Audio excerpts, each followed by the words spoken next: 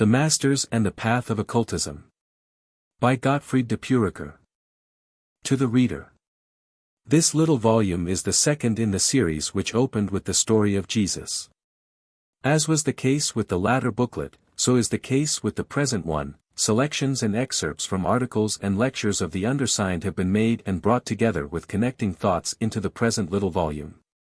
Those who did the work of collation and preparation, whose names are mentioned in the prefatory note to the story of Jesus, are the ones who have continued their kindly work in this booklet. And who will continue to do so in the booklets to follow the present one in this series. G. de P. General Offices. The Theosophical Society. Point Loma, California. April, 1939. How do you find this book? Any thoughts about the book or the author? Any suggestion for improvement? Please take a moment to share your thoughts in a comment. If you like it, share it with your friends who might enjoy it as well. Subscribe to keep in touch. Visit CompleteAudiobooks.com for more quality content. Introductory. There is a hunger in the human heart for beauty, there is a longing in the human soul for harmony and for peace, there is an unceasing aspiration in the human mind for an understanding of the problems of the universe. And all these qualities of heart and soul and mind are fundamentally one, arising out of that amazing spiritual fire which dwells in the inmost of every human being. And which is a reflection in his human character of the divine flame which is fundamentally the spiritual man. And this flame is the core of his being. Men yearn for truth, they yearn for light, they yearn for peace and happiness, and alas, in how slight a degree is this divine hunger satisfied? It is unsatisfied because men will not self-consciously realize who they are, what they are, in the core of themselves. Their human consciousness refuses to recognize the living existence in them of this divine flame of the Spirit. Nevertheless, there is through the ages a pressure towards this realization, and when recognition comes, then indeed breaks the splendor of the Spirit on the mind and illuminates it divinely. The man's soul is then moved, and the very depths of his being are stirred, for he recognizes not only his kinship with, in the abstract sense, but his fundamental oneness with, the universe of which he is a child, an inseparable part. There is light to be had, because there is system and order in the universe, the results of flaming intelligences and cosmic compassion. And anyone whose heart impels him to carry on the search indefatigably and with a mental refusal to take discouragement at any time, but to carry on, will receive that light. When this recognition of his inner spiritual grandeur comes to him, then he recognizes also that there is spiritual grandeur outside of him, existing in other human beings. Then he recognizes the kinship of other human spirits with his own. Thus the man who is spiritually awakened, recognizes that other men also can be grand, and great, and that their hearts are filled, as is his, with an innate and instinctive spiritual nobility. In other words, he recognizes that the divine is working in other human beings also, and that possibly in some of these other fellows of his, there throbs a heart which is more or less fully cognizant of its spiritual powers. The man then realizes that he may find others higher than himself, one or more who have become more or less at one with the inner flame of divinity, with the inner God, with the divine spirit stirring within. Such intimations or intuitions of the living divinity within us all persuade us beyond cavil or argument that our noblest aspirations are true, are based on fact, for in very truth there are such greatly awakened hearts in the world. There are indeed such wondrous men in the world, men who have evolved to the point where the divine flame within, the inner God of them, is expressing itself more or less fully and according to the evolutionary stage of advancement of the individual. Such great men it has been customary from immemorial time to speak of as saviors of their fellows. They are indeed the spiritual saviors of men, the great and outstanding human spiritual geniuses of the human race. They have shaken men's hearts by the magic of their teaching and by the example of their lives, and by their power to explain life's mysteries to inquiring minds hungering for truth and light. Look at history. See the great men that the human race has produced: Gautama the Buddha, the very embodiment of wisdom and love, Jesus the Avatara, another embodiment of love and wisdom, and others of these great ones, whose names perhaps are less well known. And we realize as we survey these human embodiments of spiritual light that our intuitions and intimations are true. Then, as all men know, beneath these genii of the spirit and of the intellect there are, and there have been, and there will be in the future, other men whom we call geniuses, men of wondrous ability, men of high and vaulting talent, whose souls commune with the very stars, and pluck from heaven heaven's own flame of truth, and tell it in phrase and in teaching to their fellows. We know that these men exist, we know that the records of these genii of the race are written in living flame across the pages of history. Where then shall we pause and say that human genius cannot go higher than this level, or than that level, or than the mediocre plane which average mankind already has attained in its evolution? It is our theosophical teaching that greater men even than those geniuses to whom I have last above alluded exist in the world at the present time and existed in past times, and they have lived and taught and guided their fellow men. And these great ones compose a spiritual brotherhood of the great sages and seers of the human race. These are what are called the Theosophical Mahatmans. They are the elder brothers of mankind. They are men, not spirits. They are men who have evolved through self-devised efforts in individual evolution, always advancing forwards and upwards until they attain the lofty supremacy that now they hold. They were not so created by any extra cosmic deity, but they are men who have become what they are by means of inward spiritual striving, by spiritual and intellectual yearning, by aspiration to be greater and better, nobler and higher. They are not what they are by any favoritism either of a god or of fate, but have merely run ahead of the great multitude of men. There they stand, they are helpers, they are seers, they are sages. They have naught that they have by way of gift. All that they have, which means all that they are, all that they have evolved to, all that they have become, they have gained by self-devised efforts in individual evolutionary growth. Who are the masters?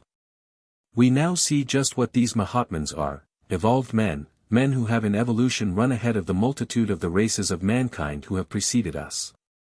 They are men who have brought forth the powers and capacities of the inner God of which each human being is but a feeble expression at present. They are the great philosophers, the great leaders of men, the great thinkers, those who have swayed the hearts of multitudes and have captured their minds with the majesty and splendor of true thought. Think of man's intellect gauging the ways of the stars, probing into the very womb of space, counting the atoms in a particle of physical substance, drawing up philosophies and sciences and religions which have shaken the very souls of other men. This is indeed godlike, this is indeed more than mere genius, this verily is the working of the divine flame within. Look again at the love which fills man's spiritual being, if he only will give it room therein, love which embraces within its compass the entirety of all things, the spaces of boundless space. What a divine faculty love is! What a divine energy it is! Think again of compassion and pity and our instinctive sense of friendliness and brotherhood. Think of men's yearning for peace, for harmony. All these are godlike qualities. They are divine qualities. It is an alliance with one or more of these inner faculties which makes man great, which makes him a genius, which makes him able to shake the hearts and move the minds of his fellow men. For when he is allied with this divine flame it sweeps through him and sways him, and then you can see it expressing itself in all the being of the man who shows it. He then forgets himself utterly as a personality. He then lives in the boundless. He loses all thought of his personal being, and lives in eternity. For during such times of illumination his consciousness has taken unto itself cosmic reaches, and he feels with the vibrations of the atoms in farthest Sirius, and vibrates sympathetically by reaction to the movements of the polar star. This is no mere poetical phraseology, it is actual truth. The Mahatmans are highly evolved men, controlling powers over nature's forces which they have gained through self-directed evolution during many, many, many lives in the near and distant past. Now they are become masters of life. In former ages they were men like you and me. In future ages they will become gods, just indeed as we shall all of us so become, when the destiny of the human race shall on this planet have reached its furthermost end for the present cosmic period of evolution. Because within each one of us there is the individual's own indwelling inner God, the source of all that is great in us, and evolution is simply bringing out or unfolding what the man already and now has, within him or above him. There is naught that is weird about these great men. They are the sanest men on earth, the gentlest, the kindliest, the most pitiful, the most compassionate, the most brotherly, and the most peaceful and the wisest, the strongest and the purest, the noblest and the greatest. They do not stand, all of them, on the same step of the ladder of evolutionary progress. Some of them are very great, very high, others less so still. Then next in turn there are their chellists or pupils, men who are striving to become like unto their masters, and who are a step or two or three ahead of the average man, and then we the average men find our place in the scale. Thus, our masters of wisdom and compassion, the elder brothers of the race, have simply preceded us or run ahead of us in evolutionary development. All of us shall be masters of wisdom and compassion some day. Those who are such at present are simply those who are ahead of the multitude of humanity. They are active in the world all the time. Their agents are active always and everywhere. Their influence is always for good, always for brotherhood, always for kindliness among men, always for peace, always for progress and the gaining of a greater light, always for the things which give to men's hearts high hope and courage, and to their minds inspiration and love and rest. But this is not the rest which is mere negative repose or sleep, it is, on the contrary, the rest which comes from the harmonious working of all one's functions and faculties, spiritual, intellectual, ethical, vital, and physical. Sometimes they awaken men when men have fallen to sleeping, to spiritual and intellectual inertia, and resting in the smug satisfaction of physical comforts. They then begin to call forth the soul of men, that fiery flame which stirs and moves within us and leads us to deeds of greatness and to imagination of sublime things. Then they stir up conditions so that men shall awaken and begin again to recognize the call from within, the call of the inner God. They are our elder brothers because they watch over us as an elder brother watches over his younger brother. They are our teachers because they teach us through the ages, they instruct us and guide us. They are our masters, because we are their pupils. It matters not that the pupil does not always recognize his teacher. In things of the spirit, and in things of the mind, these great ones always follow the best path, the efficient path. They work through other men as their agents whom they have chosen from out the multitude and who themselves are, relatively speaking, great men, but in less degree, and who become the pupils of these greater ones. The ancient teachings of wisdom which have come down to modern men from immemorial time have been voiced and taught and formulated and cast like thought seeds into the minds of men by the great seers and sages of all the past ages. These sages and seers are what the Chinese philosopher, Confucius, called superior men, superhuman men, and what the Greek philosopher Plato called godlike men. And what we in our own pragmatical European age would call highly evolved men, or supermen, perhaps. History records the names of many of them, the Buddha, Sankaracharya, Krishna, Jesus called the Christ, Pythagoras, Empedocles, Plato, Apollonius of Tyana, Lao Tse, Confucius, Zoroaster. And in other lands similar individuals of whom only a name remains at present, such as Quetzalcoatl of Mexico, and Manco Capac of Peru. They form an association or band or society. They have lived throughout the ages, each generation of them transmitting to succeeding generation the accumulated wisdom and knowledge that have been gained from immemorial time. They have wonderful powers over nature, because they have learned to know nature. They work entirely with nature, with the law. That is the reason that they are great. They are in harmony with things as they are, with the roots of things. They are the servants of the law, and in that lies their power. They never work contrary to nature's mandates. They warn men as far as men will let them. They are warning continually. Every now and again they send forth from among their own number someone to teach men, to carry a new message of wisdom and knowledge of nature's secrets into the world.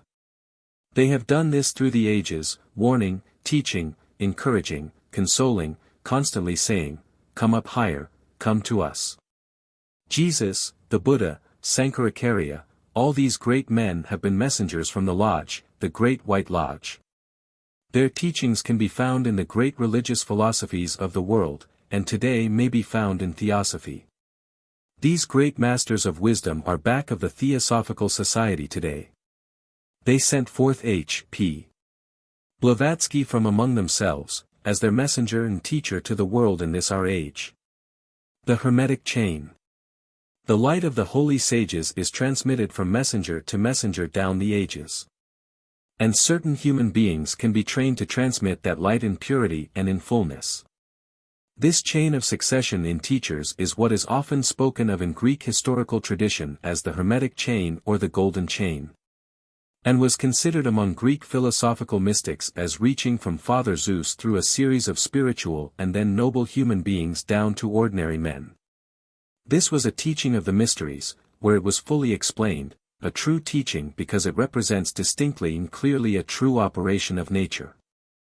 More or less faint and often distorted copies of this Hermetic chain of succession of teachers was taken over by various later formal and exoteric sects, who kept the fundamental idea of a succession of teachers of power. However much the fact became degenerated into a mere theory such as in the Christian Church wherein it was called the apostolic succession.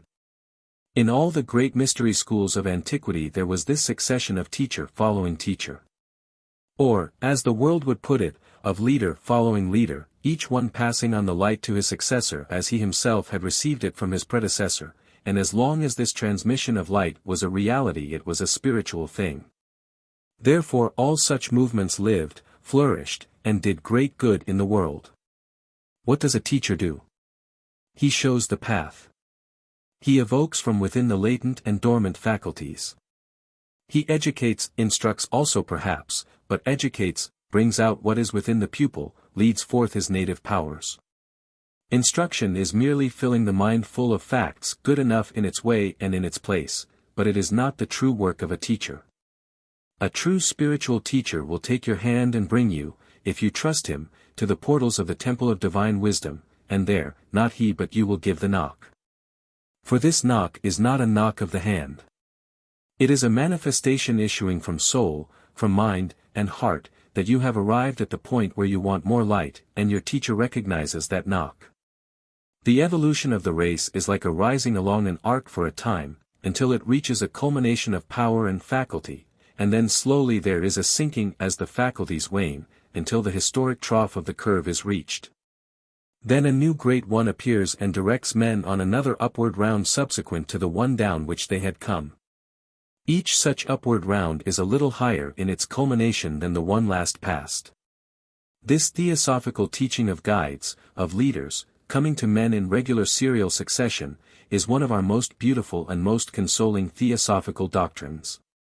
The burden of the message of every such great sage and seer always contains the appeal to the individual man to awaken from his spiritual and intellectual slumber and to become more at one with the God within him. How the masters obtain their wisdom. Records exist, to be investigated by anyone who has an open mind and who can see, and has brains enough to judge according to the preponderance of evidence showing that the great seers of the ages have penetrated behind and beyond the veil of appearances. Have gone behind that veil to the roots of things, have sent their souls deep into the womb of being and have brought back knowledge therefrom.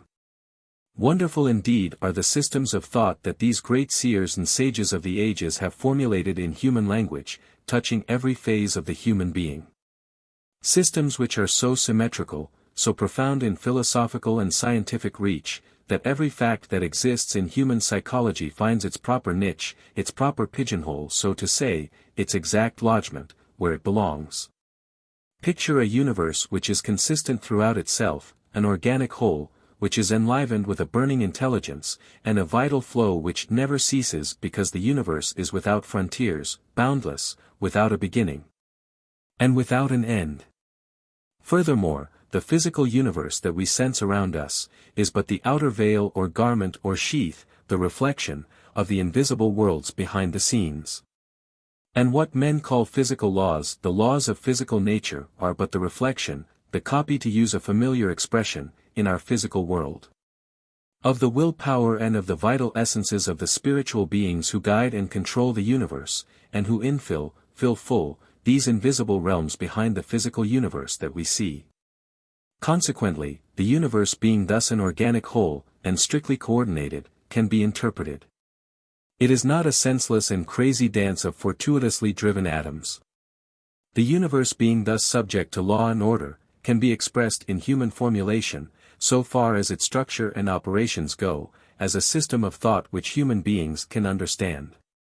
Great intellects, titanic spiritual seers, have sent their consciousness behind the veils of the outward seeming deep into the womb of invisible nature, and have brought back what they have seen, and have formulated their knowledge into a grand system of thought.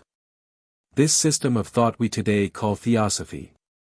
It is the mother of all the great religions and great philosophies of the past time, and will be so of those of the future.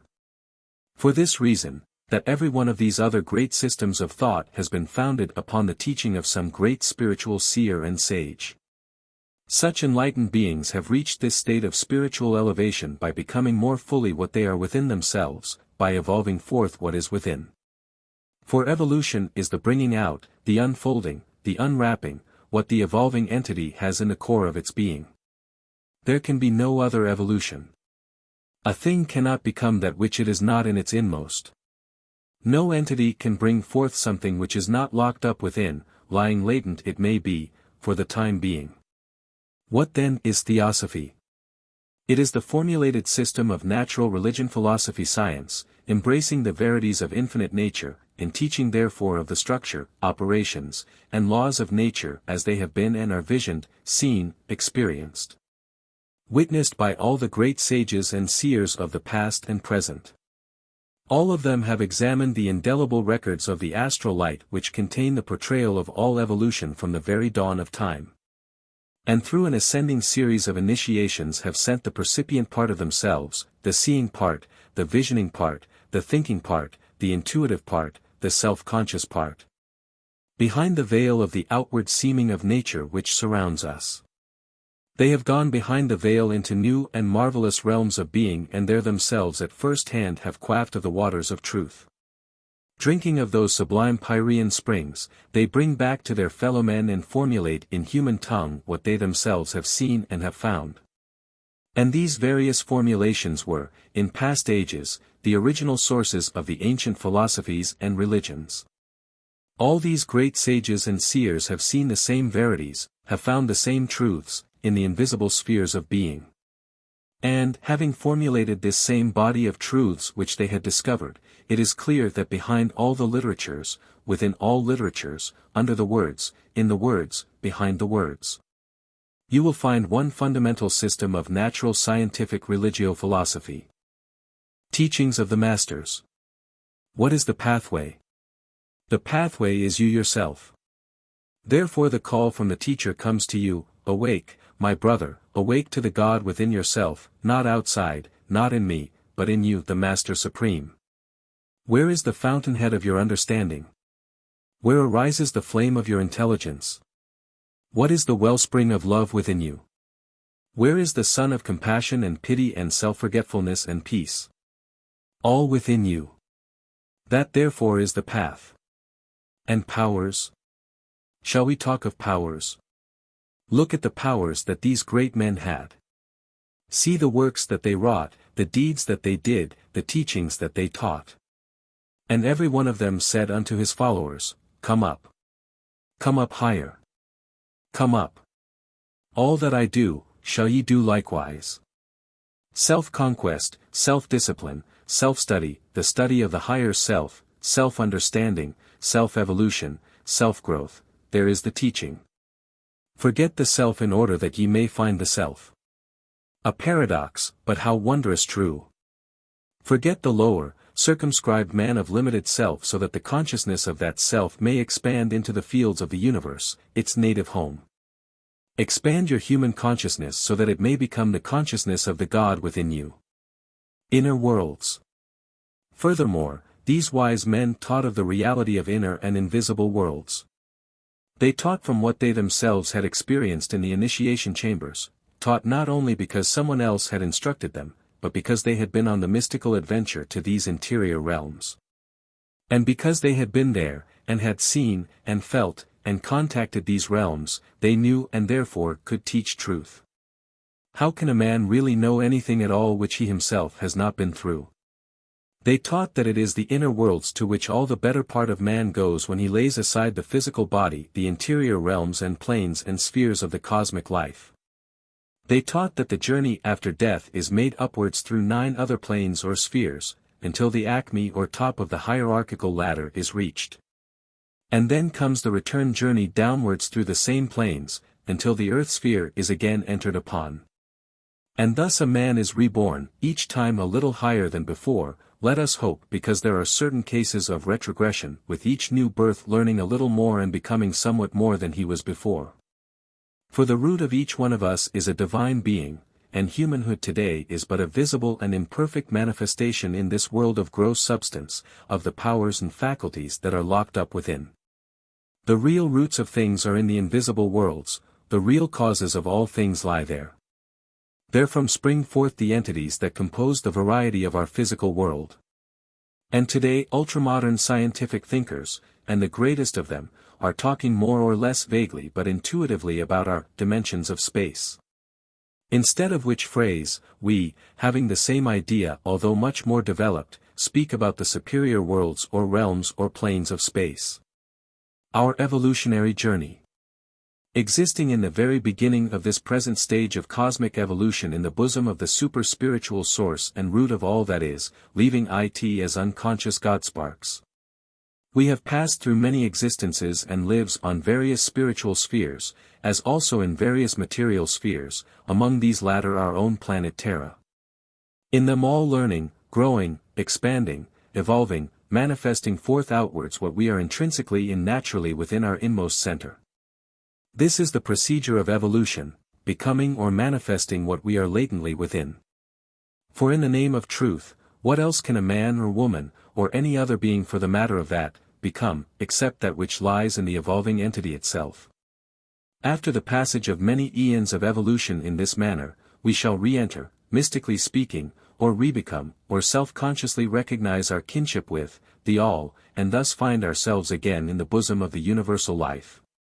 But no longer as unself-conscious God-sparks, but as fully self-conscious gods. This thought of the spiritual unity of all beings is at the foundation, is in fact the basis, of every great religion and philosophy of the past. Every great sage has taught that the human being has, indeed is, in the core of himself, a spark of the central fire, of that bright intelligence which infills the universe. And that the pathway to unutterable wisdom and peace and bliss and love is the following of that still, small pathway within leading ever farther inwards, upwards, until self is lost in the all-self. And the pilgrim becomes at one with the divine fire which vitalizes and infills and guides the universe. We see, therefore, the natural basis that ethics has in such thoughts as these, the basis that morals naturally have in right and noble living, in high thinking. These are the teachings of the sages of old, and are the very basis of every world religion that exists, the very basis of every great philosophy, the very basis of the facts of science. The facts of nature which are rooted in the fundamentals of the Great Mother, likewise repose on the same spiritual substratum of being. In the beginning of our evolutionary journey in our present universe, we entered this present universe as elementals therein, and we have grown through all the stages upwards until at present we are human beings. And we are still growing, still evolving, still pressing forwards. For never must we forget that evolution is bringing out what is within, unfolding the latent powers locked up within the deathless center which every human is at the core of himself. Infinitude lies there, deathlessness lies there. And therefore the pathway of growth is endless and beginningless. The way by which to grow is to shed the personal in order to become impersonal, to shed the limited in order to expand. How can the chick leave the egg without breaking its shell? How can the inner man expand without breaking the shell of the lower selfhood? How can the God within manifest itself until the imperfect, the small, the constricted, the personal, in other words, has been surpassed, overpassed, left behind, abandoned, cast aside? It is in impersonality that lies immortality. In personality lies death. Therefore expand, grow, evolve, become what you are within. No unchanging principle in man. There is a deduction, a very important one, to be drawn from this, nor should we be affrighted at it: all evolution is change. All change in evolution is growth, expansion. You cannot become something better than what you are now without leaving this present behind. Consequently, as this law applies as much to the spiritual and psychical realms as it does to the physical and astral, we draw the following deduction: there is no immortally unchangeable soul in man. Do you understand? Thank the gods that it is so. Because if there were a genuinely immortally unchangeable soul in me, that soul could never grow, because it could not change. I should be forever in crystallized imperfection. Because, if I changed in one atom, and by one iota, immortality would instantly vanish, because I should have become something else by the degree of that change for betterment. But evolution, which is change, is uninterrupted and continuous and has proceeded throughout eternity. Do you now understand the idea? That is the heart of the explanation of the teaching of the Lord Gautama the Buddha, who was the very incarnation of love and wisdom on earth, because manifesting the powers of a divinity, his own inner God, his own inner dhyani. As we Theosophists say, the celestial entity of which he was the human expression or vehicle. And Jesus the Syrian sage and Avatara said exactly the same in substance when he taught, I and my Father are one. The heart of the universe is harmony. If your instincts and your thoughts and your desires be earthwards, earthward will you go, for earthwards is your attraction. If your instincts and your will and your understanding and your aspiration are upwards towards the stars and the immortal suns, thither will you travel in the evolutionary course. These are facts. The same rule applies even in the common affairs of life. The things upon which a man sets his heart he struggles for, and gets them, and precisely the same rule holds man in nature's unerring balance of justice. In the pan of the balance into which you have thrown the strongest elements and affections of your character, will you be found yourself when you are weighed in life's balance. That is the meaning of the ancient Egyptian symbolic picture of the man's heart being weighed in the balance. Therefore the great men, the seers and sages, philosophers, true religionists, natural scientists, have taught that the very nature of the heart of the universe is beauty, harmony, therefore order, law, love and peace. And that the expression of these cosmic attributes throughout nature is the cause of the orderliness that the observant eye sees everywhere. They taught also that the disorderliness that one sees likewise in nature, the things that go wrong, the warped things, the things dying before their time, and human beings in especial, are merely the proof of the vast hierarchies of evolving and therefore imperfect intelligences in nature, which intelligences, collaborators as they are in the great universal work, produce imperfect results because they themselves are as yet imperfect. Therefore did they say that the immortal gods, in all their evolutionary grades, highest, intermediate, and low, are nevertheless not perfect, although incomparably more perfect than men. On such reasoning as this was the true polytheism of the ancients based. Every entity and everything in the universe is a learning thing, every entity therefore is on its upward evolutionary way. The universe is divisible into numberless hosts of beings in all phases of evolutionary progress, endless hierarchies of beings and things and entities, graded in steps and stages, and this principle prevails in similar fashion on our earth. The music of the spheres. Every phenomenon of growth is accompanied with a sound. There is indeed such a thing as the music of the spheres, a very real thing. Every motion of material substance is accompanied with a sound. That sound may be too great for our imperfect ears to sense, or to take note of, or it may come within the limited gamut of sound that evolution has brought our auditory sense to understand or to take in. In the latter case we are aware of the physical sound, in the former case we are not, but the sound is there just the same. The musical harmonies throughout nature are going on all the time. Everything that moves, sings as it moves. And all things are moving. Nothing is absolutely inert, consequently everything sings, and the stars in their majestic cyclical motions, and the planets in their orbits, sing the song of the spheres, but our senses are not attuned to take it in. Therefore we don't hear it. Shakespeare describes this beautifully in a passage in his Merchant of Venice, Act V, Scene I. There's not the smallest orb which thou behold'st. But in his motion like an angel sings, still queering to the young-eyed cherubims. Such harmony is in immortal souls. But whilst this muddy vesture of decay doth grossly close it in, we cannot hear it. Shakespeare in this passage was merely repeating the teachings of the ancient Greek Pythagoreans. Which teachings had come down to his time through the writings of a few early Christian theologians and mainly in the teachings of the pseudo-Dionysius, called the Areopagite. The Pythagorean doctrine is our theosophical teaching also, and the matter is now becoming somewhat understood even by the ultramodern scientific researchers, to the effect that every material thing in movement produces, among other phenomena, sound.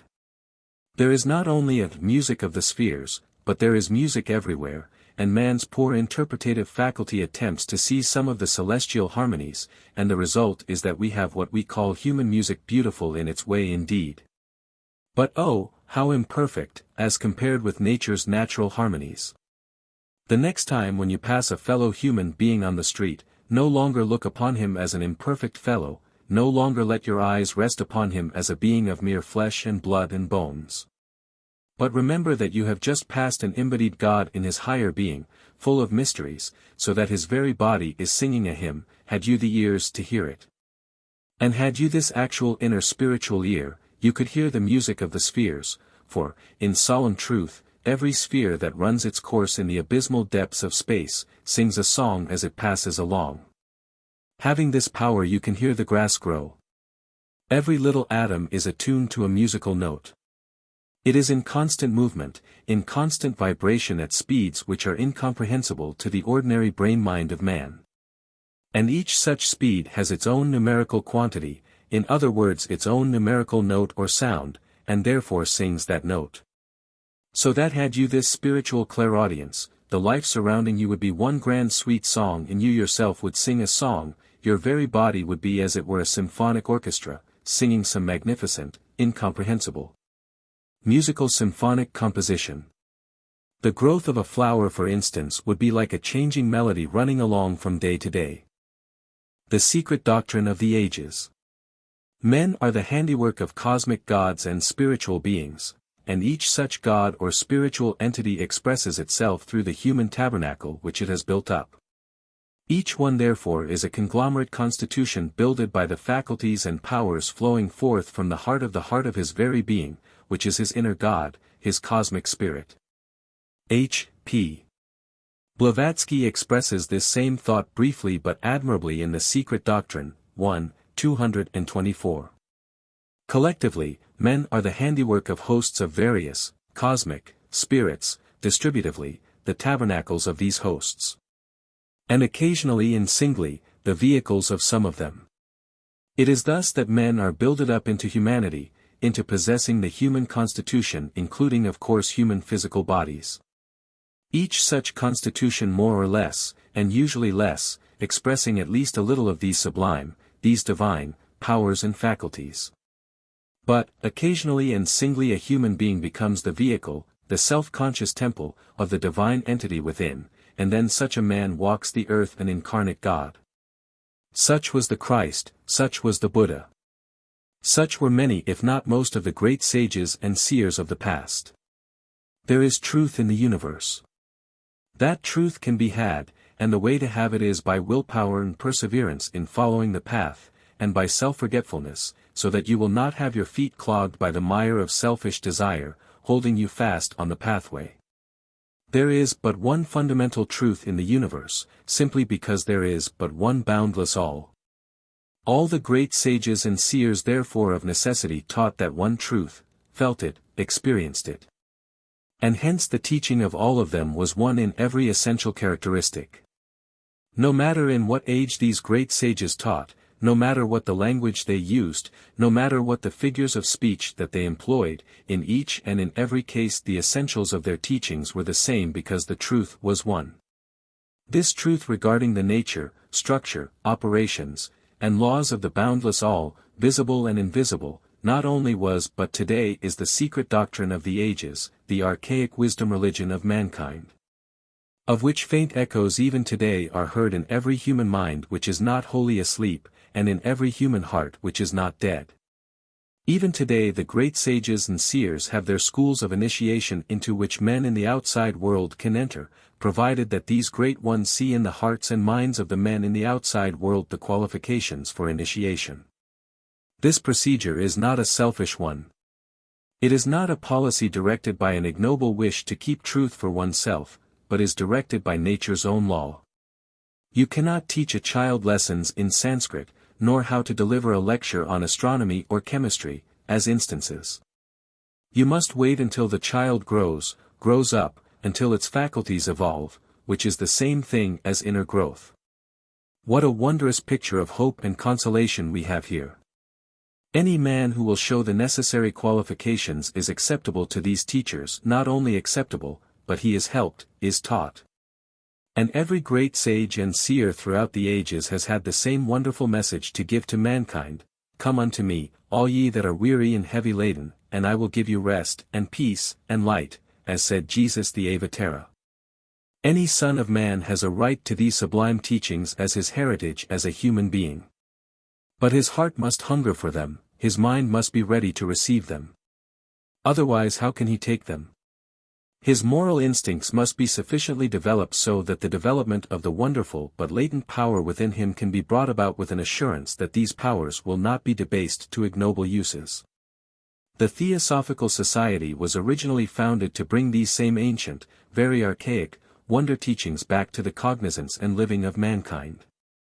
And even today those who have proved themselves by kindliness of action, by a heart hunger for truth, by the courage to follow that truth to the world's end, ready to receive initiation, can get it. When I speak of the archaic doctrine, the wisdom religion of mankind, the secret doctrine of the ages, I am speaking of that lost word, which yet is not a word, but a system of teaching, a wisdom. The existence of which still remains as an echo in the hearts of all good and true and intuitive men. This lost word you can have. It is, as a body of doctrines, the formulation in human language of the essential truths of the universe. It comprises the facts regarding the nature of the universe, visible and invisible, spiritual, intellectual, psychical, ethereal, astral, and physical. It comprises also the teachings regarding the structure and operations and laws of the universe. It also includes teaching a man to find himself, i.e., to discover and uncover from its enshrouding veils, the God within him.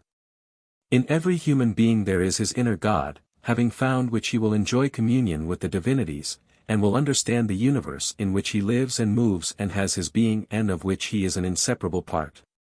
Receiving this wisdom means the broadening of his consciousness, the deepening of his being, the evocation of his latent intellectual powers, and self-acquaintance with his soul, so to speak, call it by what name you like. It also means to become self-consciously at one with the all. Men need teachers. There is a teaching current in the world today to the effect that a man does not need teachers, that a man should be sufficient unto himself, that he has it within him to find his own path. And this is said to be a manly course of life. Verily so it is, truth abides within in fullness. But why haven't you found the path? Why aren't you what you claim you can be? For the simple reason that you don't know how to be it and because you have not been taught. You need a teacher. Men need teachers. Truth is within, in very fact, as Browning has set forth in his Paracelsus. Truth is within ourselves. It takes no rise from outward things, whatever you may believe. There is an inmost center in us all, where truth abides in fullness, and around. Wall upon wall, the gross flesh hems it in, this perfect, clear perception, which is truth. A baffling and perverting carnal mesh binds it, and makes all error, and to know, rather consists in opening out a way whence the imprisoned splendor may escape, than in effecting entry for a light supposed to be without. But a man must be taught how to unfold this truth within himself. The growth of little children will exemplify the idea. A child has everything within it that the grown man has, but as yet undeveloped, and he needs his teachers. He needs the mother's loving care, first to guide the footsteps, then to teach the letters of the alphabet, to watch over its growing intelligence, to guide its mind into the proper paths. And I pity the mothers who fail in this, one of the noblest duties that a human being can undertake. The spiritual teacher of grown men is just what Socrates claimed that he was himself, midwife bringing out the man himself, bringing his disciples to birth, to spiritual birth. This is a sublime thought. And there are teachers to be had. The great association of the masters have their envoys and representatives in the world all the time.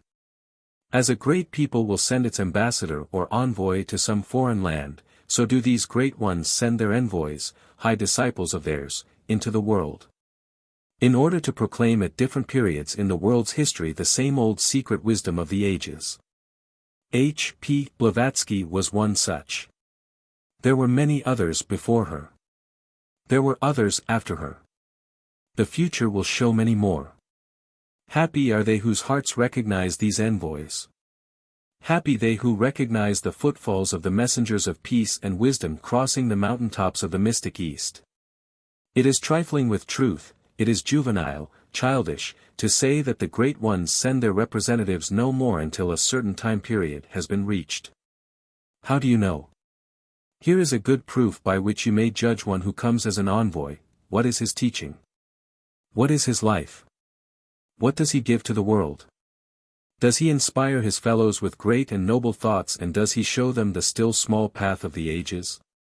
If he does, you need have no fear about superficial theories whether he is or is not a teacher from the great ones. Such a man is a man to be trusted. Reject anything that your conscience tells you is false, abhor it. Cast it aside even if a very God from heaven taught it to you, reject it, if your conscience tells you that it is wrong.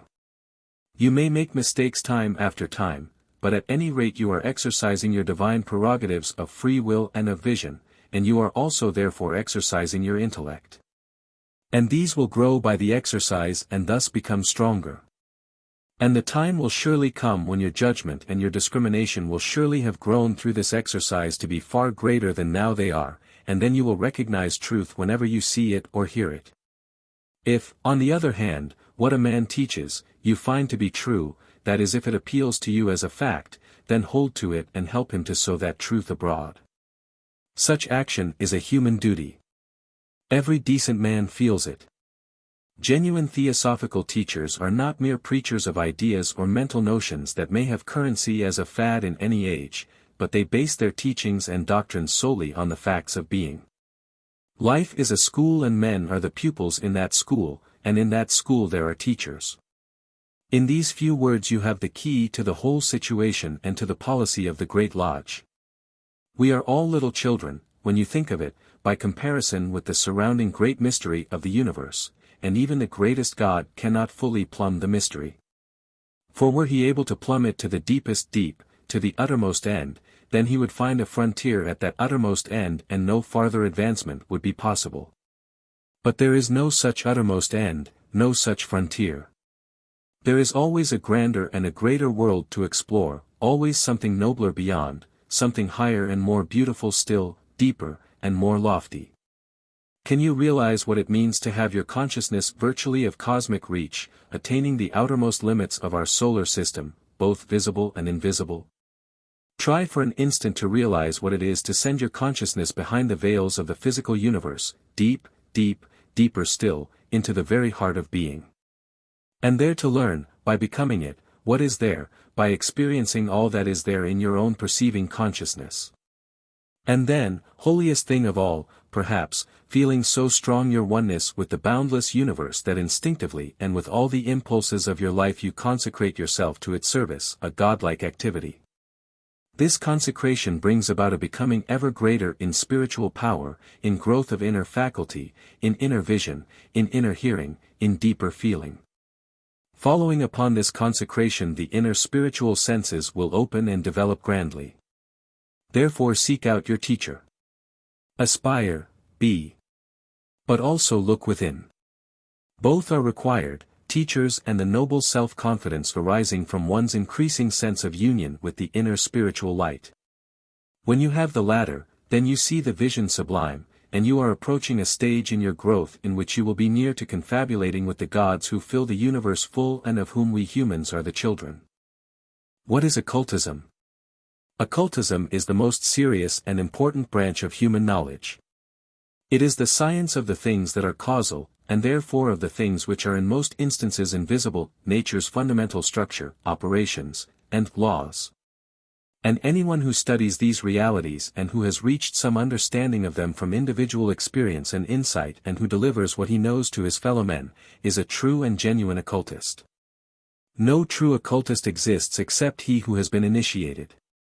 Mystics exist, many of them, without having passed through the initiatory rites, and there have been many grand mystics. Mysticisms of many kinds exist, according to the temperament of the writer or the thinker or the feeler. But there is but one occultism, the science of things unseen and seen. All through the ages there have been searchers and seekers after this secret wisdom. The instinct of the human heart has told all thinking and intuitive men in all ages that there is an explanation of the riddles of life, and that this explanation may be found. Always the problem has been the how, the where. Blind sons of men, the great sages and seers have always told you the how and the where. Every one of them has given to you the hint, has shown to you the beginning of the path. Their message has always been, although variously voiced and differently phrased, look within, O Son of Man, for there begins the mystic pathway of wisdom for each one of you, a pathway which leads to the heart of the universe. For each one of you in his inmost, in the core of his being, is a divinity, a deathless God. And the very heart of the heart of the heart of the core of every living entity is a spark of the eternal central fire. So that if you become at one with this spark, you are at one with the central fire, its fountainhead, and then all wisdom is yours, and all knowledge is yours, and all love is yours, and all power is yours. This is so simple that a child may understand the rule. And every theosophical movement in every age has been founded with the main intent of bringing to men the realization of the truths of life, of the nature, structure, and operations of the universe of which all men are inseparable. Individual parts. Every theosophical movement throughout the ages has been founded in order to bring back to man the realization of that which is essentially man's, to awaken in his heart his spiritual instincts, to light the divine fire anew in his soul, so that, inflamed with its glory, he may press onwards, find this pathway, and in following it to its end, which is indeed no end, for it is endless, may reach the realization by individual experience of his complete oneness with the universe of which he is a child. That universe is you. Every part of it is yours. It is your eternal home and your everlasting dwelling place. There you are native. And not only are you, each one of you, the heart of the universe, but that universe itself verily is you yourself in your inmost. There, then, is the pathway. Beginning to tread it, you begin the study of genuine occultism. And it is dependent upon your own selves, your own souls, individually speaking, how far you advance along this pathway, which begins in you and which reaches forever and forever and forever in constantly enlarging reaches throughout the beginningless and endless spaces of space. Man, know thyself. Yourself, your spiritual self, is the universe itself. The heart of being is your heart of being.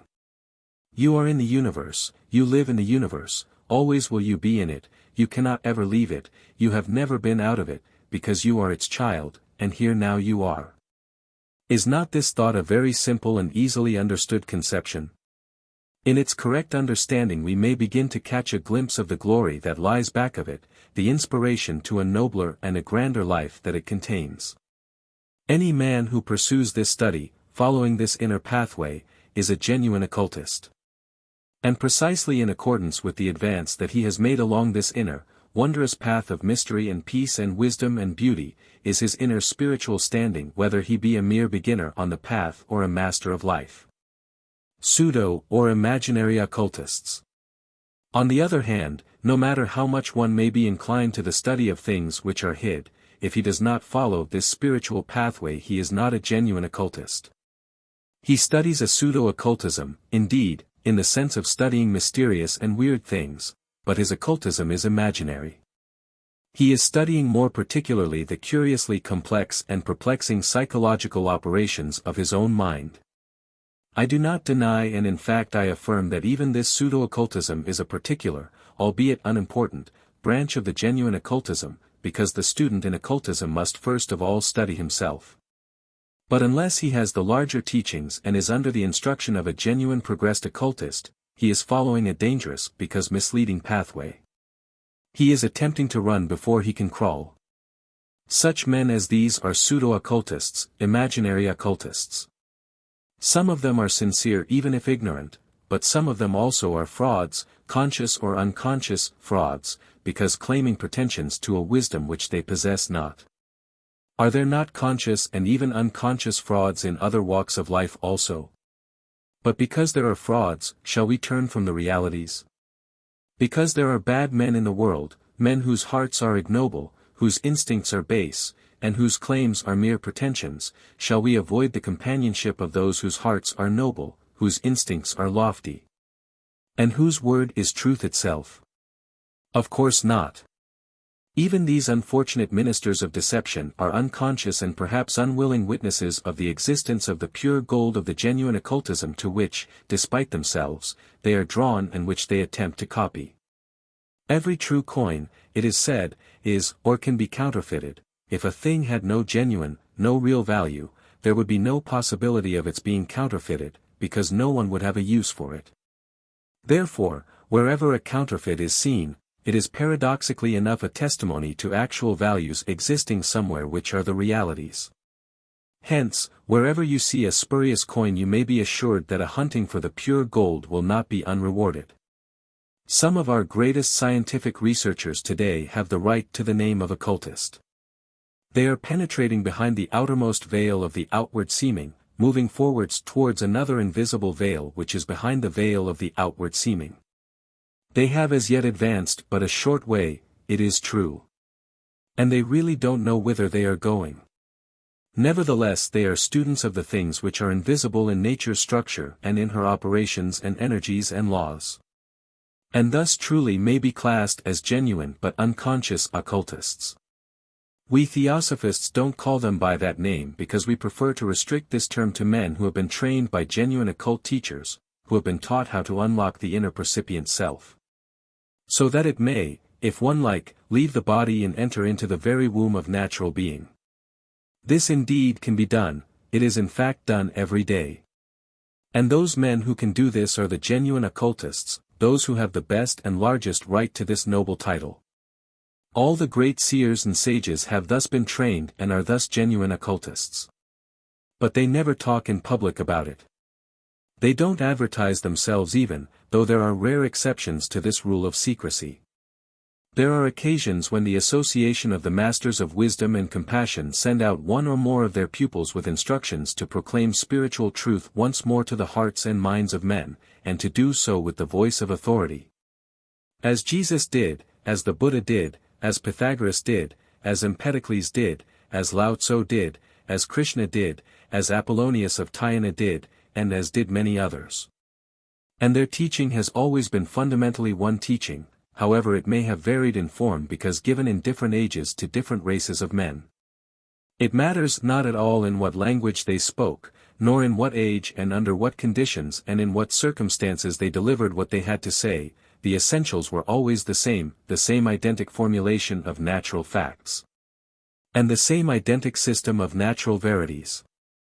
Every new bringer of truth has been persecuted, and especially persecuted, strange and melancholy paradox, by those who were nearest to him, nearest in belief to his teachings.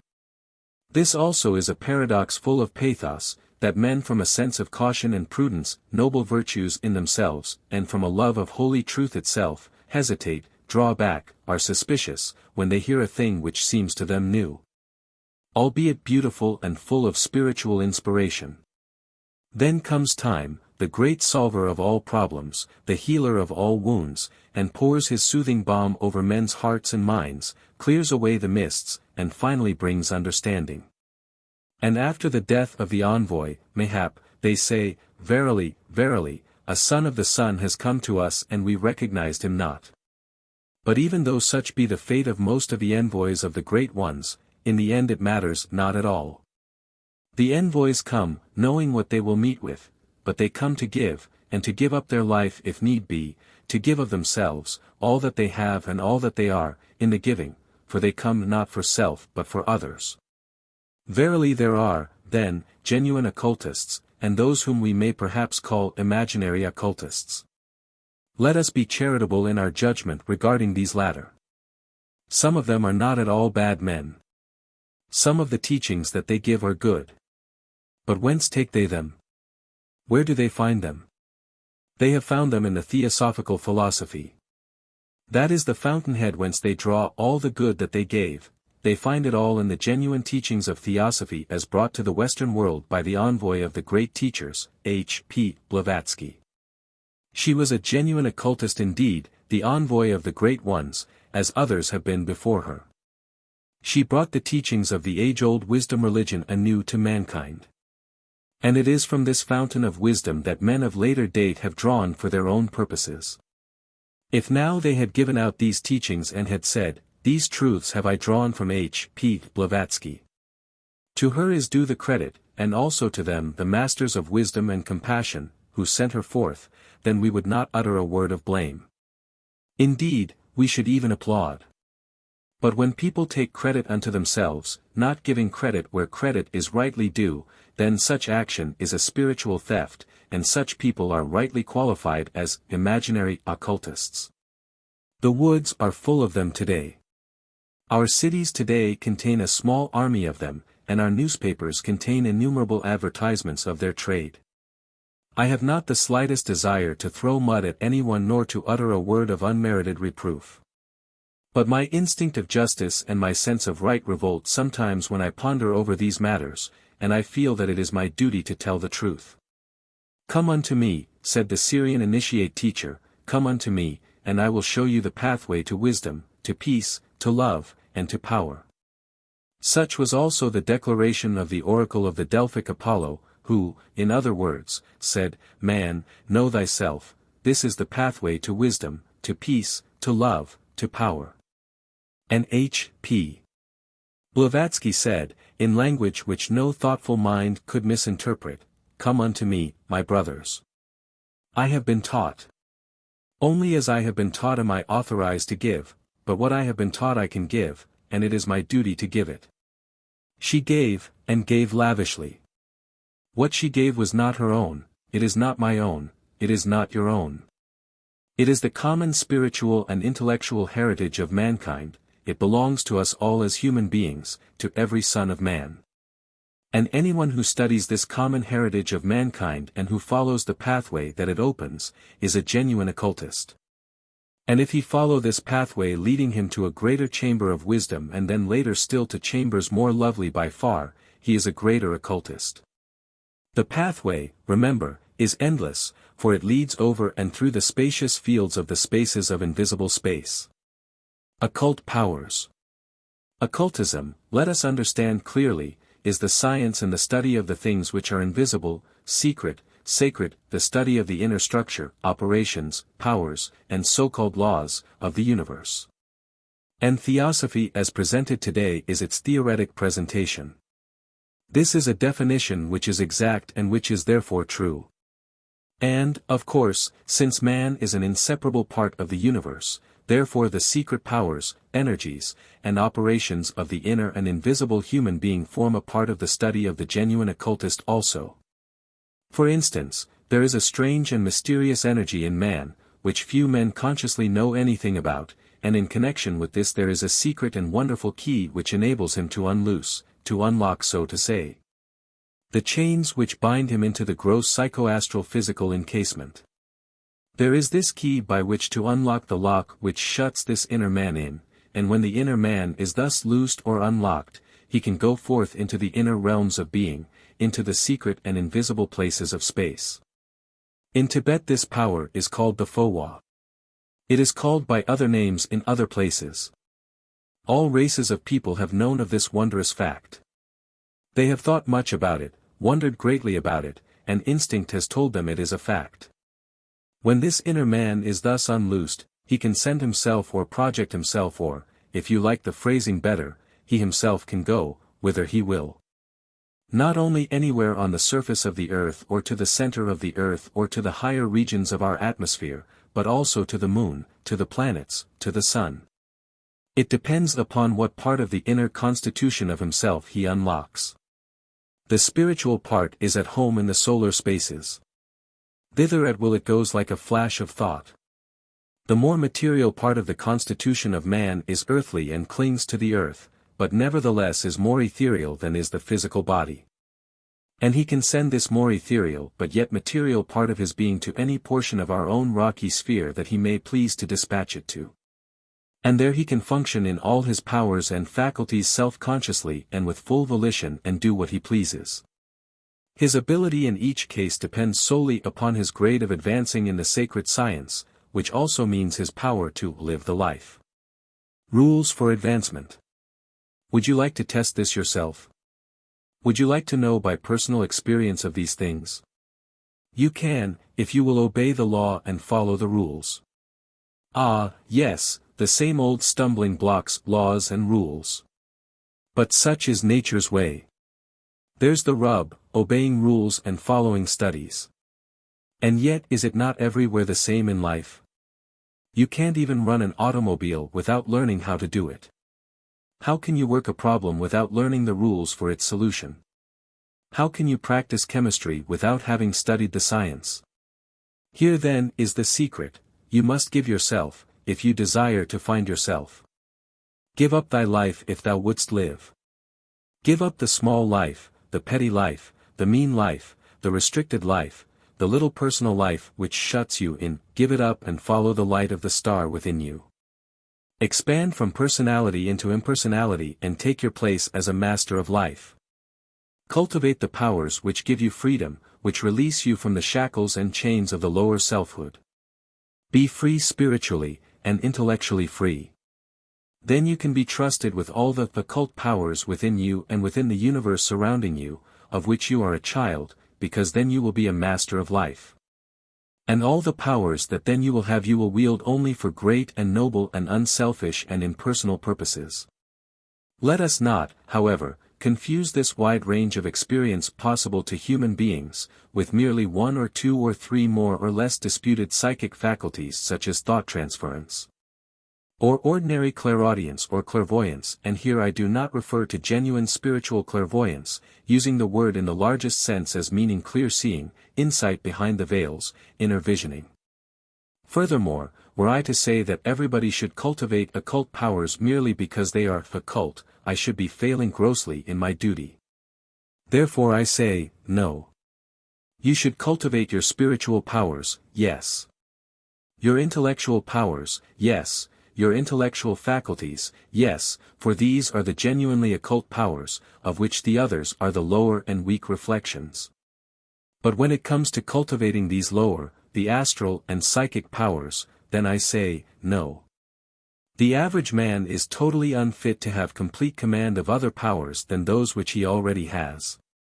Indeed, the average man cannot even control himself, the ordinary psychoastral physical powers that he commonly uses today, and then, forsooth, people talk about cultivating occult powers. It simply shows that they don't know what they refer to. It is one of our theosophical duties to show men the way to wisdom, to peace, to happiness, to strength, and to spiritual power, the real powers, the powers which are safe and clean and sweet, which make a man lovable, which make him compassionate, which guarantee that power put into his hands will be wielded never for self but always in order to benefit others. Before the lower, occult powers of any kind are cultivated, man must learn the first lesson of the higher occultism, the mystic knowledge, which is to control himself. And all powers that later he gains must be laid on the altar of impersonal service, on the altar of service to mankind. There are great men, noble-minded men, men who can be trusted, and they are entitled to have powers, and they have them. They are cellists, as we Theosophists say. It may be unknown to themselves sometimes in the beginning, but nevertheless they are pupils, disciples, of the great teachers, of the masters of wisdom and compassion. Oh my brothers, unlock the divine in your own being. It is very easy to begin this effort. Aspire, forgive, love impersonally, control yourself, exercise your spiritual faculties, cultivate your intellectual powers, do good to others. But always learn to love more, to love still more greatly, to love more grandly still, and let your compassion reach even to the stars in thought and in feeling. Then you are indeed on the pathway to the gods. You are becoming a genuine occultist, and someday great powers will be yours and you will see the vision sublime, that vision which will enable you even while yet in the physical body to look within and beyond, and to see truth face to face. The Mystery Schools and Initiation. The mysteries were originally the secret schools founded by the great seers and sages of the human race. The national sages and seers, one or more in each country, founded each his own school in which he taught not merely esoteric law and discipline, and many of the arts and sciences, but also taught men how to live. And how to receive the vision sublime. That was the origin of the mysteries, and the teachings of Theosophy today are the doctrines expressed in modern formulation of the tenets then taught and lived. The fundamental teachings of all these mystery schools all over the world were the same, that great doctrine which we call the wisdom religion of antiquity today called Theosophy. These mysteries, even in their original form, which form was indeed kept to the very end of their existence, were taught in two ways, by dramatic expression or symbolism in the form of ritual and ceremony of certain natural secrets, and by mouth-to-ear communication of holy truths. Both the small and the great mysteries of antiquity, as they were about the time of the fall of the Roman Empire, had preserved even to that day more or less all of the inferior part of the teachings given in dramatic form. And somewhat of the same idea of ritualism and ceremonial observances still prevails in Occidental countries in certain secret and fraternal organizations. But at the time of the fall of the Roman Empire, that is to say at the time when Christianity began to extend widely, the deeper teachings, the mouth-to-ear communication of high truths, were withdrawn. As to the form that the 10 days celebration of the greater mysteries took each year, I might make a brief picture of them in words without going too far. Because I tell you frankly that these same mysteries are celebrated today in their fullness in proper quarters, and with all the ancient possibilities of achievement in initiation. And among us Theosophists today there are those who know of this for a fact. I will give you a picture in the form of dramatic symbology. The seed must die before the offspring, which is of itself, comes into being. And the raising of the new out of the old is symbolic of the birth of the inner God in the neophyte. You may read in some of the rather mystical treatises of the Christian literary cycle, of the Christ Son, of the Son Christ.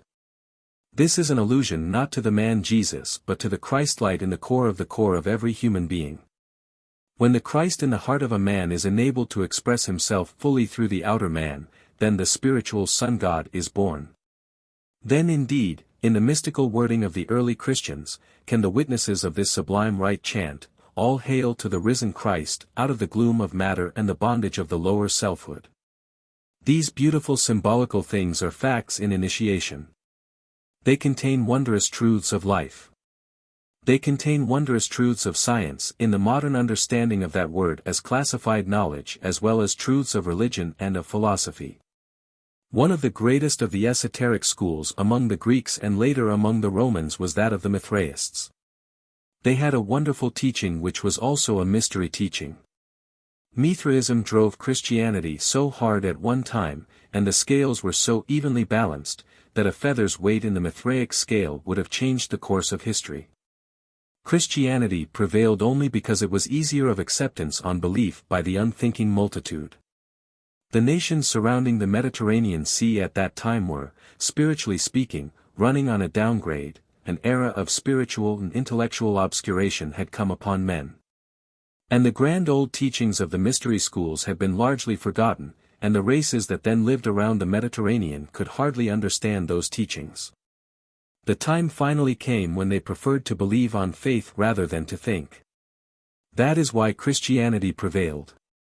Mithraism at one time was predominant in court, in the army, in the navy, among the people, indeed everywhere. But it required study, thinking, something more than easy belief. and, speaking in a strange paradox, it was its greatness which was its weakness. It was too great for a degenerate people to understand it. Consider the Eleusinian, as another type of esoteric society, commonly called the mysteries of Eleusis. Consider also the mysteries of Samothrace. Concerning these the greatest men of Greece and Rome have told us that in them a man was taught how grandly to live and, when his time comes, how grandly to die, filled with the fervent hope that he was on his way to join the gods, not in body, but in essence, preceding a return here on earth among men. But why, one may ask, are these ancient mystery centers now but a memory? Why did they fall? Why did they die? How was it that they passed? For the same reasons that all human institutions finally fall and die. Those in charge proved faithless to the trust. Nothing on this earth could have overthrown these schools had they remained true at heart, for the might of the great masters would then have been behind them, and this might means the spiritual solar fire. At Eleusis, for instance, things had come to such a pass that the initiations and the teachings became a mere rite or a mere ceremonial, a mere form, like the Christian ceremonies today of baptism and the communion, and what not. The school at Athens, which was the same as the Eleusinian, was closed by an imperial rescript of the Emperor Justinian in the 6th century, and 7 philosophers, sincere, earnest, and good men, and the only faithful ones of the time, fled their native land, Greece, fled to King Khosrou of Persia, for protection against the laws and armies and tyranny and persecutions of imperial Rome. The Persian king received them hospitably. And as Rome at that time was at war with Persia, when Persia won in this war, one of the conditions of the peace was, and it was laid down with the sword, that these 7 philosophers should be permitted to return to their native land, and to live in peace, and to teach in peace, and to die in peace.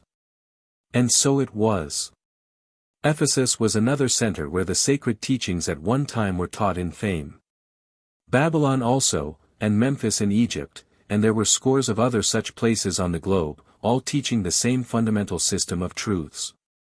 They taught occultism, the secret teaching of the things that are hid, not apparent, secret. Such as the structure of the universe around us, the kind and nature and quality and circumstances of the spiritual beings who fill the universe full, and man's origin and destiny, spiritual, psychical, physical. The pathway of initiation.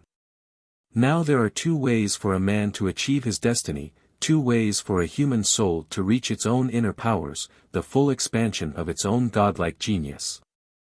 The first is that followed by the majority, drifting along like flotsam on the ceaselessly moving ebb and flow of the ocean of time, and this is the path of natural evolution, of natural growth. But oh! How slow, how slow, how slow it is!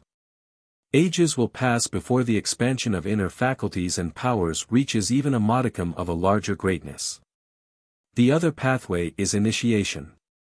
This means a quicker growth, a more rapid evolution, a more speedy emergence from the chrysalis of humanhood into possessing the wings of the spirit, into becoming the bird of eternity, to change the metaphor somewhat. There is a path, as H.P. Blavatsky, the main founder of the Theosophical Society so nobly wrote, rugged and uphill though it be for the average man, yet it leads to the very heart of the universe. The one traveling this path passes through the portals of growth quickly, relatively speaking, so that instead of spending ages in slowly evolving, he can grip himself, guide his own evolution, and thus much more quickly grow. This is self-directed evolution. This is initiation. It exists today. But there are preparations necessary especially for initiation. None can follow a pathway, is it not obvious, which he has not the strength to walk upon. Therefore he must gather strength unto himself. He must prepare himself. To use the language of the Christian New Testament, he must gird up his loins and take his staff in his hand, have no thought for the morrow, and carry nothing with him. Light-footed must he speed along, without encumbering and hampering weights. How do you make these preparations? Become self-forgetful, for then you throw off your burdens, you hate not, and you love all things, both small and great. Forget yourself, and you are then no longer enchained with the bonds of desire and acquisition tying you to things of evanescent and impermanent value. Your soul, your spirit, your mind, your heart, become infilled with impersonally great and noble thoughts, desires, and aspirations, which even one thought of merely personal profit and personal acquisition and gain will kill, at least for the time being. Initiation is a means of stimulating evolution, and there are many kinds of initiation. Some are very difficult indeed, such as only the greatest and strongest men can take, for the road is thorny and beset with pitfalls, simply because we human beings are weak, we are growing, we are not yet fully developed. But there are other initiations which are much easier, and which, while they do not, indeed, produce the great fruits in the increase of consciousness, in the gaining of comprehension, that the great initiations do, nevertheless are very helpful. Man, know thyself, for thyself is a divine being, rooted in the universe of which the human being is an extension, so to speak. Therefore, by looking within, by following the roots of your own inner spiritual being ever more inwards and upwards, you come to understand naturally the mysteries of Mother Nature. It is a great and wonderful adventure. Every man is capable of developing this inner consciousness in his heart, and therefore you can do it. You can gain wonderfully just by cultivating a few simple rules of mental and practical conduct. Be kindly, refuse to hate. Learn to love. Learn to forgive. Let your heart expand. Be yourself, and expand your sympathies, touch with the tendrils of your consciousness the hearts of other human beings. Oh! What a delight to feel, as it were, the inner spiritually electrical quiver that your own soul experiences when you have touched the heart of a fellow human being. Practicing these rules of morals and of noble ethics, you begin a short cut to a comprehension of yourself, and ultimately you touch the mysteries of the universe. A great mystery is a human being. There is infinity in his heart of hearts. Man is a child of eternity, and eternity is in the very structure of the consciousness of his being. Man is an incarnate God, albeit a fallen God, misusing his powers, nevertheless by that fact can he rise again, and will rise again. And every normal human being must know, if he studies himself, that in his consciousness there is a beaming light, a star of glory, and that he can follow this light to ever greater expansions of splendor, for the entire universe is his playground. Is the stage of his adventure, which is cosmic life. And as a pilgrim passing from the eternity of the past into the eternity of the future, he plays many parts on the stage of life. Out of eternity have we come, journeying through realm after realm of nature's mystic and invisible constitution, through worlds both invisible and visible, gathering experience in each, perfecting our faculties in each. And when grown great in any such world, or on any such plane, or in any such sphere, having learned all the lessons that these worlds and planes and spheres can give us, we then pass to still nobler things. The two paths. When a human being has learned all that earth can teach him, he is then godlike and returns to earth no more, except those whose hearts are so filled with the holy flame of compassion that they remain in the schoolroom of earth that they have long since advanced beyond and where they themselves can learn nothing more, in order to help their younger, less evolved brothers. These exceptions we Theosophists call the Buddhas of compassion, the Christs, and such a spirit is the Christ spirit. Either path is noble, to pass onward into nirvana, or to return to earth to help mankind. Both lead to heights of spiritual sublimity. But one, the road of compassion, is divine. Some day all must make that choice.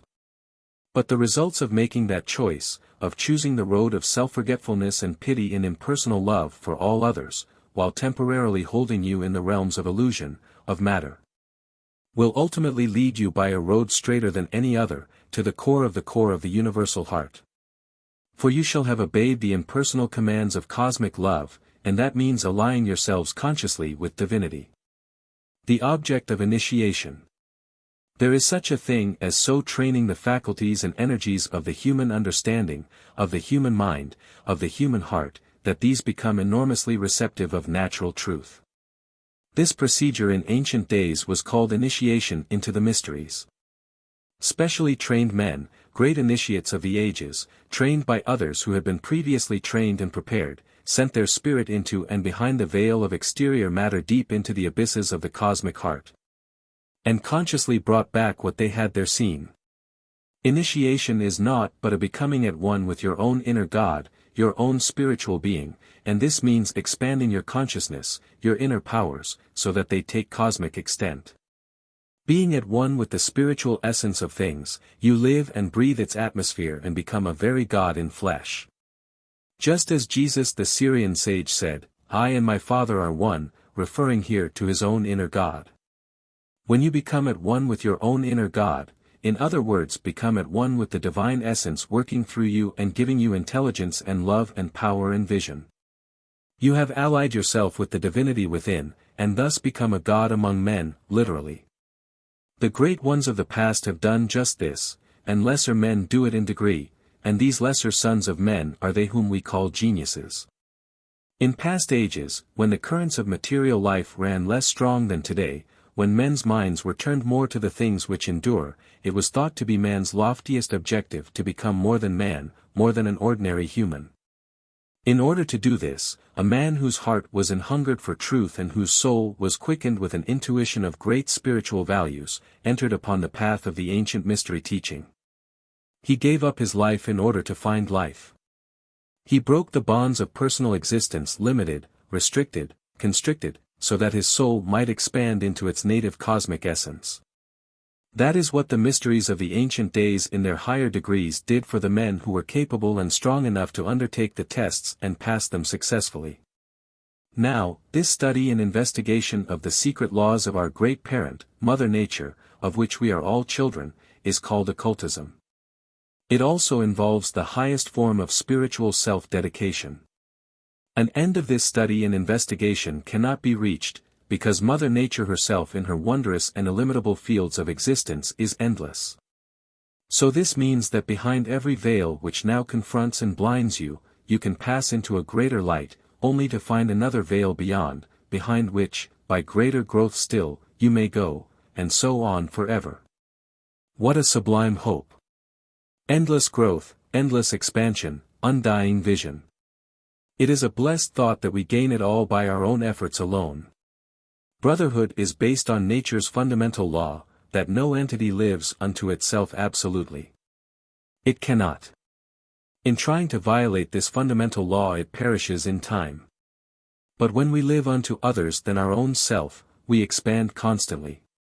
Our consciousness reaches forever and forever more outwards to greater spaces and finds its play in ever wider and grander fields.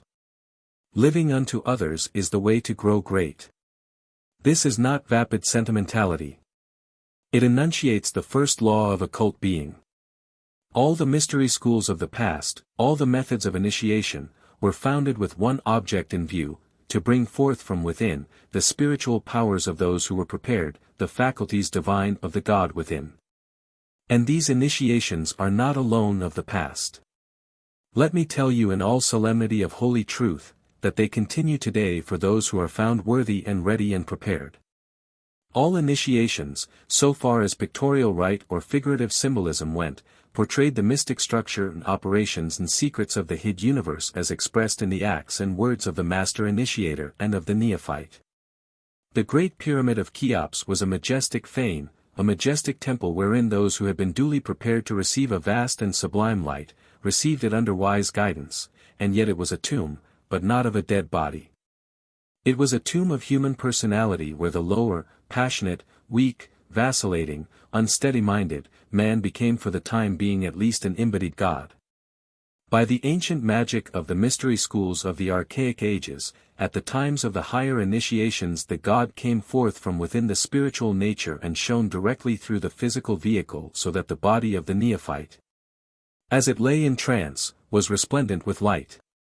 And on the third day, when the neophyte was raised, remaining conscious of his sublimer experiences in the inner worlds for a short or a longer period, depending upon his own spiritual power, he taught even his teachers what he had learned behind the veil.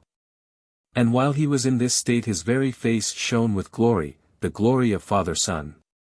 The entire story of Jesus as given in the Christian New Testament is an esoteric or mystical tale setting forth in mystical form what took place in the initiation chambers, initiation signifying the dying of the lower man so that the higher nature of the neophyte could thereafter be released.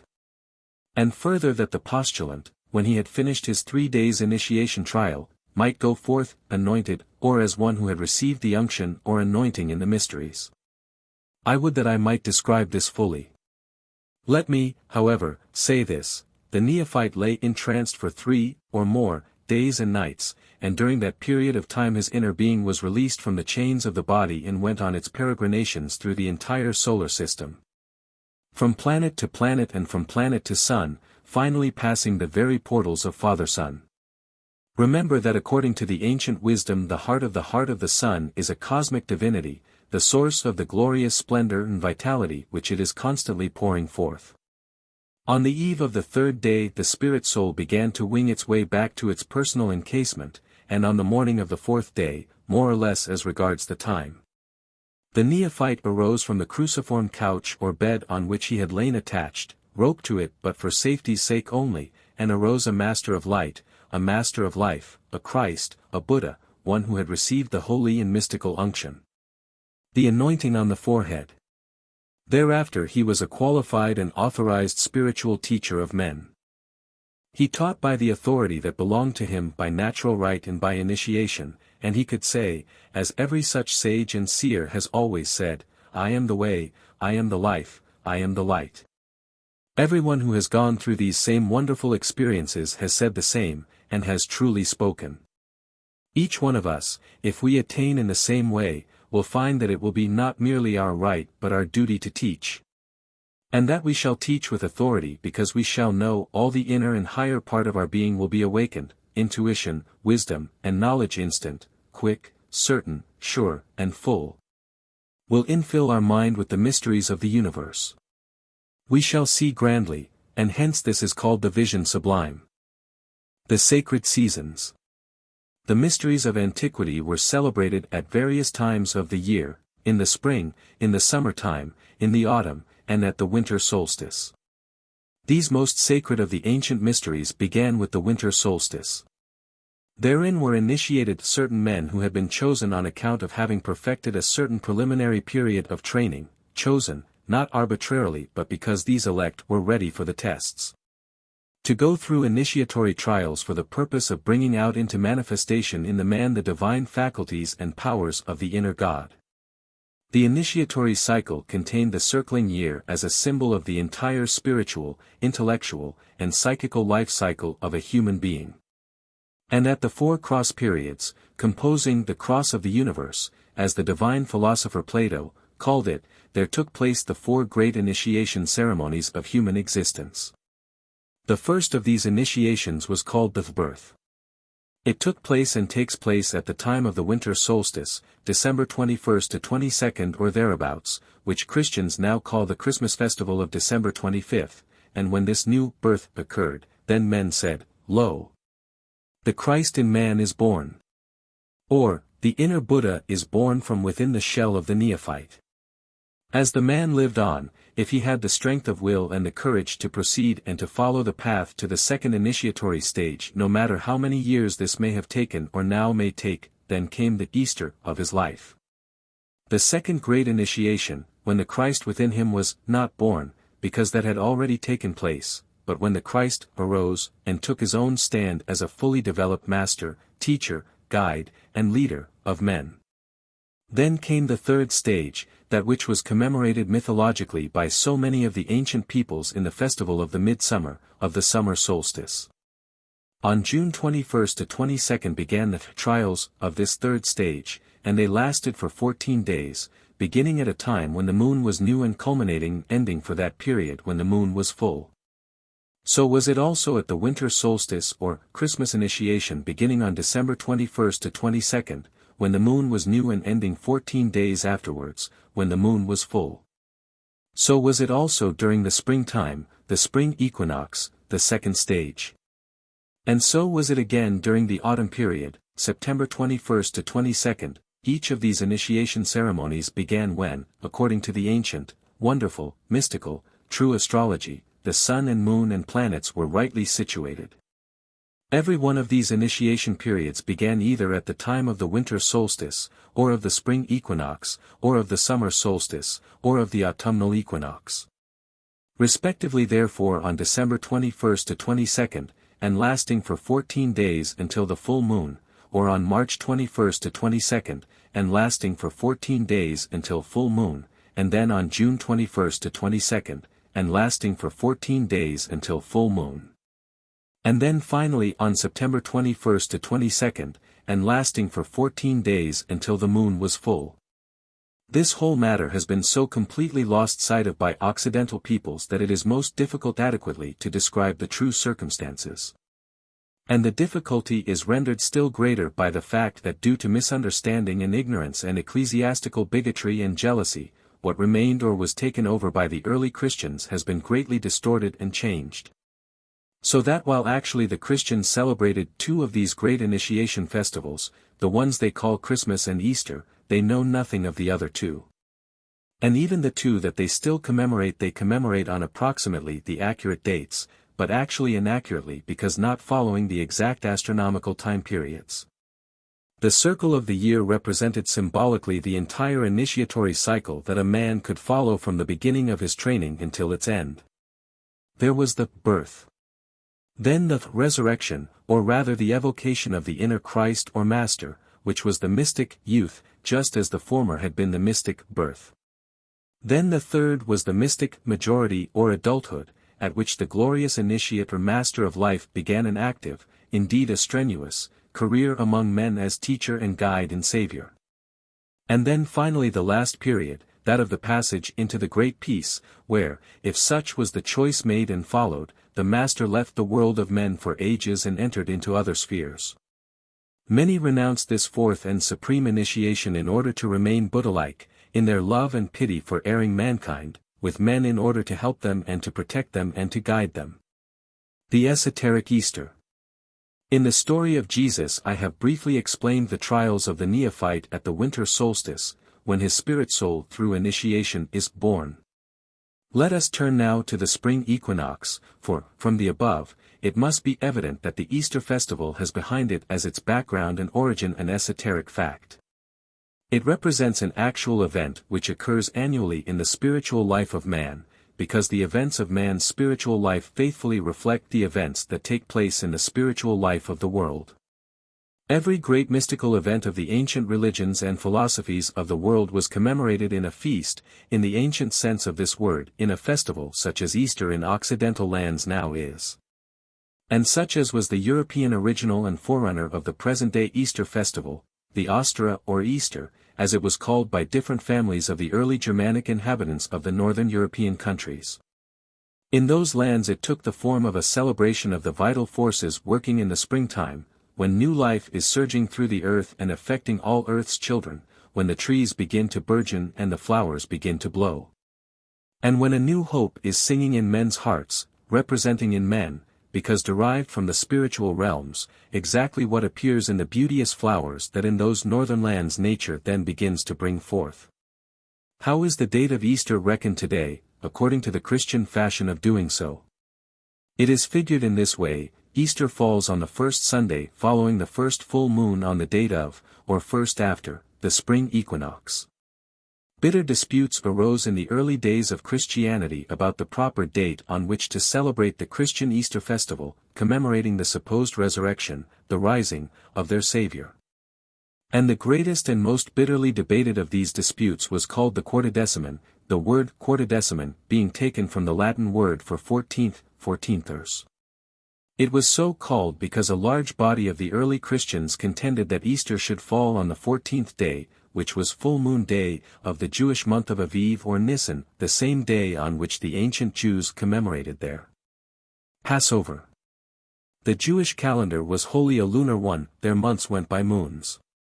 As a matter of fact, even in English the word month, derived from the Anglo-Saxon monath, means the period of one lunation or one moon, in Anglo-Saxon mona.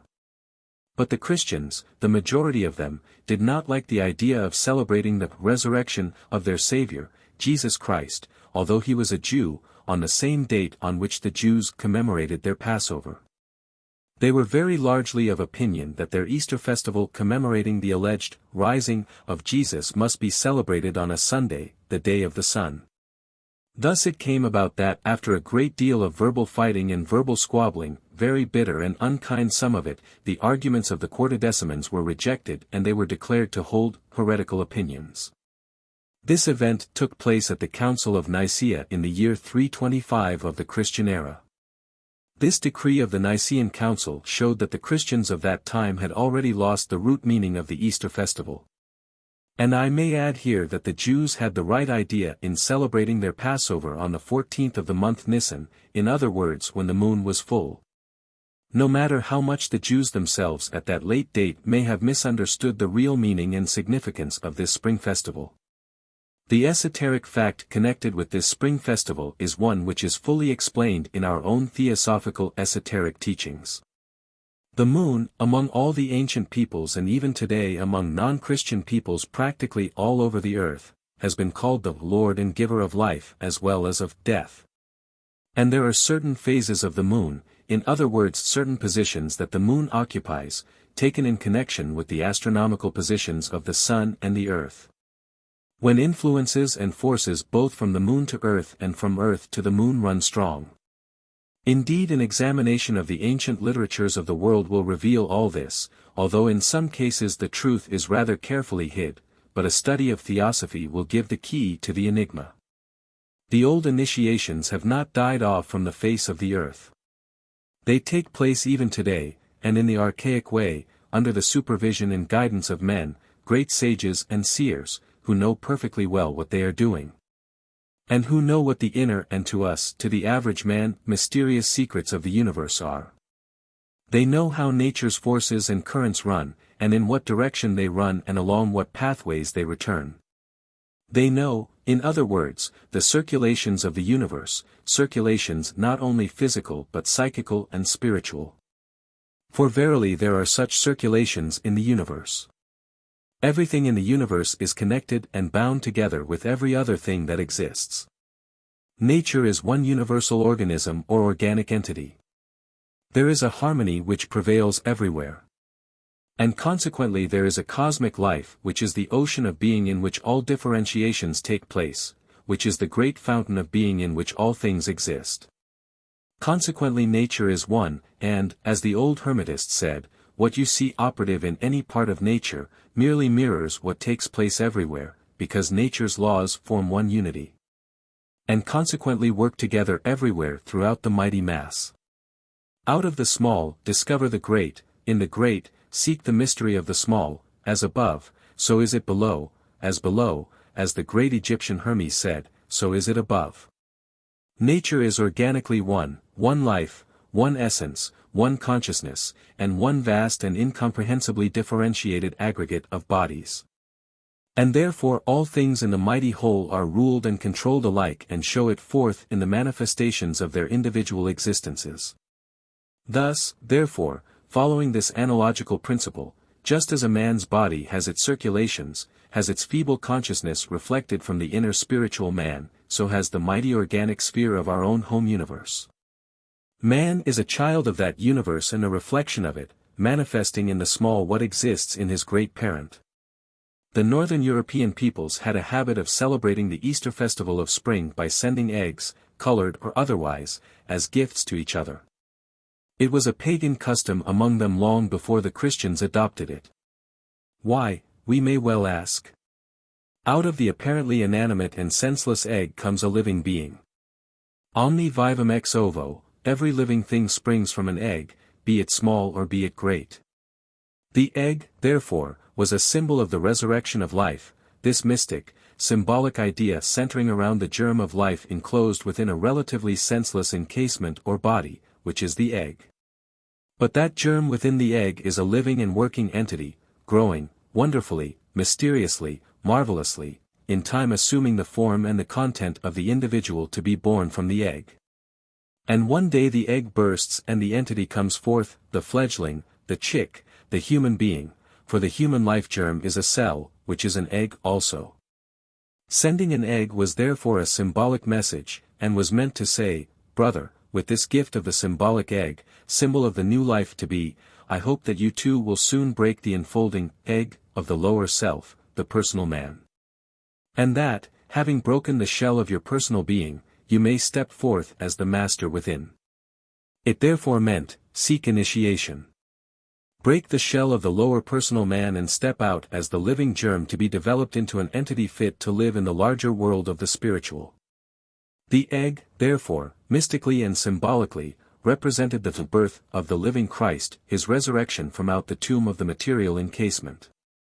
The personal man must be crucified, i.e., slain metaphorically speaking, in order that the Christ within may resurrect or arise. Why not ally yourself with your own inner divinity, the real spiritual and intellectual essence of yourself? There is the source of all wisdom and of all knowledge. In becoming at one with this inner source you attain the great peace. You reach the great quiet, and mighty strength. You touch the vast reservoir where are stored up all the greatest forces of the universe. For the very heart of each one is in actual fact the heart of the universe, heart, which is not localized but is everywhere, called the heart of the universe, because it is the central focus of consciousness of every entity that exists. The pathway of beauty, the pathway of peace and strength, the pathway of the great quiet, is within. This is the pathway that the great sages and seers of all the ages have taught. Follow that pathway. It will lead you to the heart of the sun, the master and guide of our solar system. And later, if you follow it, it will conduct you to a destiny still more sublime. Yet that sublime destiny is only the beginning of something grander. For evolution, growth, expansion of consciousness, go on forever, and when the Theosophist becomes the occultist, when theory is exchanged for practice, then the path of occultism is discovered to be this path which goeth onwards forever. The end.